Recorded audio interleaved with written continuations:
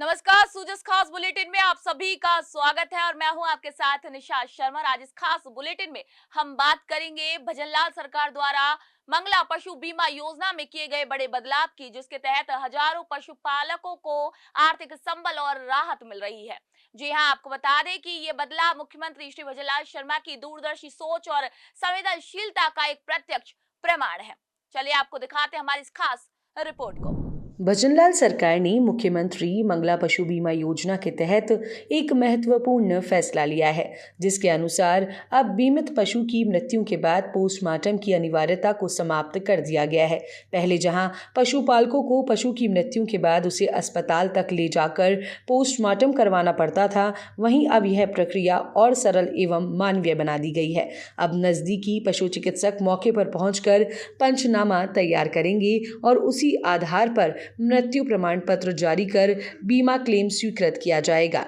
यह पहल मुख्यमंत्री श्री भजनलाल शर्मा के नेतृत्व में की गई है, जिन्होंने हमेशा किसानों और पशुपालकों की भलाई के लिए नीतियां बनाई हैं। इस निर्णय से न केवल पशुपालकों को राहत मिलेगी, बल्कि यह प्रक्रिया पूरी तरह से सुलभ और आसान बन जाएगी। मुख्यमंत्री श्री भजनलाल शर्मा की ये पहल राजस्थान में पशुपालन क्षेत्र के लिए एक महत्वपूर्ण कदम है, जो राज्य की आर्थिक समृद्धि और कल्याण के लिए कारगर साबित होगा। यह परिवर्तन मुख्यमंत्री श्री भजनलाल शर्मा की उस सोच को दर्शाता है जिसमें आमजन के हित सर्वोपरि हैं। उन्होंने यह सुनिश्चित किया है कि पशुपालकों को अनावश्यक प्रक्रियाओं में उलझाए बिना उन्हें राहत दी जाए और उनकी आजीविका की सुरक्षा की जा सके। खास तौर पर ग्रामीण इलाकों में यह बदलाव बड़ी सहूलियत लेकर आया है, जहां साधनों की कमी और दूर दराज के अस्पतालों तक पहुंचना एक बड़ी चुनौती होती है। मुख्यमंत्री श्री भजनलाल शर्मा की इस योजना से जुड़े इस संवेदनशील फैसले से पशुपालकों को न केवल मानसिक शांति मिलेगी, बल्कि उन्हें मृत पशु को इधर उधर ढोने की कठिनाई से भी मुक्ति मिलेगी। यह कदम पशुपालकों के प्रति सरकार की सहानुभूति और व्यवहारिक समझ का प्रतीक है। मुख्यमंत्री मंगला पशु बीमा योजना माननीय मुख्यमंत्री जी की बहुत ही अच्छी योजना है और इससे पशुपालकों को आर्थिक संबल मिलेगा। यह योजना पशुपालकों के हित की योजना है। इस योजना में करीब 5 लाख भैंसों का, 5 लाख गायों का, 5 लाख बकरियों का, 5 लाख भेड़ों का व 1 लाख ऊँटों का निःशुल्क बीमा सरकार द्वारा कराया जाएगा। इस बीमे की जो समय अवधि है वो 1 वर्ष है। पशु की यदि मृत्यु हो जाती है, ऐसी कंडीशन में पंचनामा ही पर्याप्त है। सभी पशुओं का मृत्यु प्रमाण पत्र जारी करना आवश्यक नहीं है।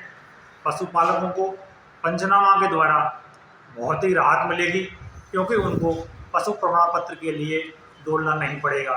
रूपास नोडल क्षेत्र में 3,570 पशुओं का बीमा 31 मई तक करना है।